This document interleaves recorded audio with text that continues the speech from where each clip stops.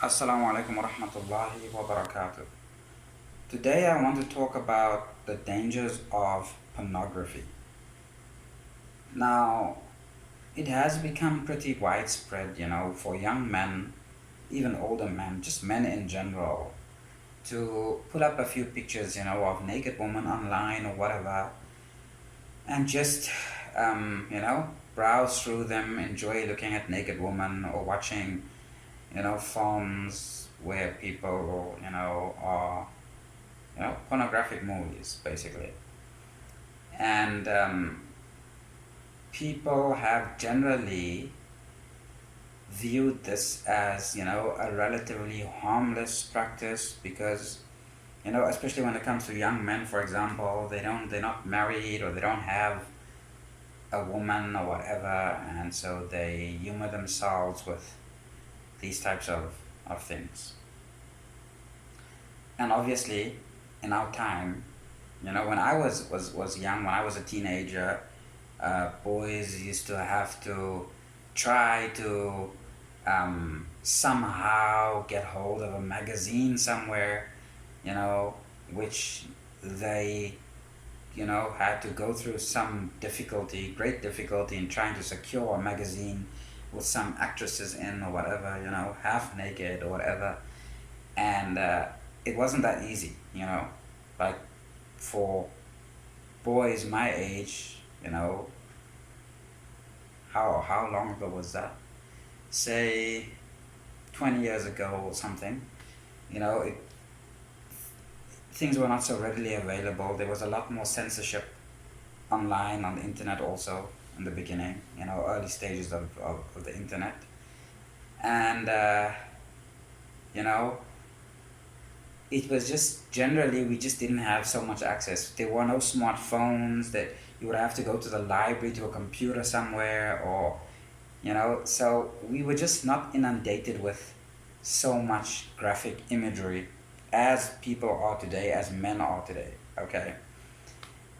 And so we, I think as a generation, my generation, uh, we don't suffer from so much sexual health problems as the younger generation coming up now, in this age of overexposure, will have suffered from when they reach our age, basically. And one of the big reasons is pornography. And so let me just break it down for you, okay? When you look at pictures of naked women, whether they are actresses, whether they are, models and so on, you got to remember that these women, on the covers of magazines and in these movies and so on, they are done up with makeup, Their bodies, are not really as perfect as they look, you know, in these magazines, in these pictures you see online. And they are really not, real, basically. The images you see are actually not real, they are edited, they are modified. And when you, as a young man, you look at all these pictures, you activate, dopamine in your mind, and you become excited, makes you horny, and basically makes you feel good. So that's why you do it, right? That's the reason why you look at these pictures. It's because it's how it makes you feel, makes you excited. But it also makes you accustomed to seeing pictures of women, who are all, according to the public imagination, a 10 out of 10. So you looking at I mean, when you're seeing these women who are all done up, you're looking at women that are, I don't know, I mean, I forget even the names of some of these people. Like, when I was younger, I think guys fancied like Angelina Jolie or Jennifer Lopez or whatever. You're looking at these women, but not as they really are. in real life, but as they are done up for, the movies that they act in. And so you develop a fetish for fake women, basically, because they're all fake, right? That's not how they really look in real life. And so what happens to you eventually is that now you get married. Okay, just imagine this if you will, okay? Now you get married to a woman. Now if you come from Islamic culture, you're getting married to a woman that you have not seen naked. Okay? So you're getting married to a woman who at most you saw her as she would ordinarily appear in a household. What are the Islamic limits of what you can see of a woman that you intend to marry? You saw her hair, you saw her face, you saw her hands, you saw her feet. So you didn't see much of the woman, basically, in the Islamic culture.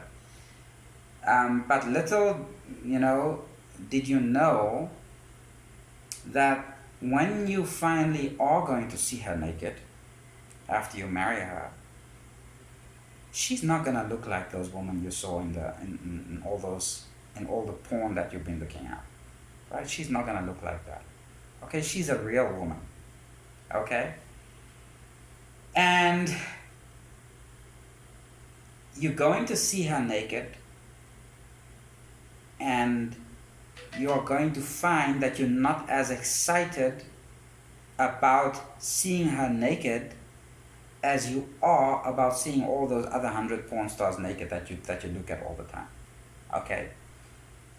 And so you would have robbed yourself of fully enjoying your wife, your lawful halal wife, sexually, because you went and looked at haram. You looked at things that were forbidden for you to look at. Other women, naked women, okay? And you are going to, in your mind, desire to be with woman you can't have, okay? And not desire to be with the woman you do have. And so this is the problem with porn, okay? And you would have robbed your wife from her husband, basically, because you ought to very much sexually desire your wife, seeing as you got married as a virgin, and seeing as this is your first woman that you see and know and touch and feel. And this is supposed to be a heavenly experience for you, okay? Not an experience that has been watered down because you have been looking at pornography. Okay, so that is the gist of it. Because frankly, the best stimulant, the Viagra of a man, is his mind. And if his mind is corrupted, he can no longer enjoy himself to the extent that he was supposed to have been able to enjoy himself. He can no longer enjoy himself to the extent that it is meant for him naturally. Okay, this is the meaning, by the way, in Islam, when we say something, when things are called haram, haram doesn't only mean forbidden, it also means sacred. It means that if you indulge in, it also has the connotation that if you indulge in certain things, you would take away from its sacredness, where it should be indulged in its proper place, basically, right? And so that's also one of the connotations of it. And so, guys, what I'm basically encouraging you to do is don't rob yourself, Don't look at what isn't yours, basically, If the woman is your wife and you fancy her and you see her naked, and since you can follow up on it, meaning you can touch what you look at, right? Then this does not psychologically damage you, okay? Because you are looking at what is yours to touch, Okay, it's your wife.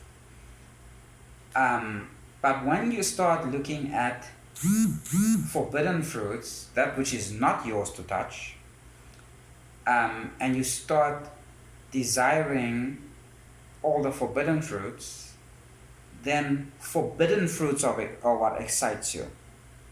Okay?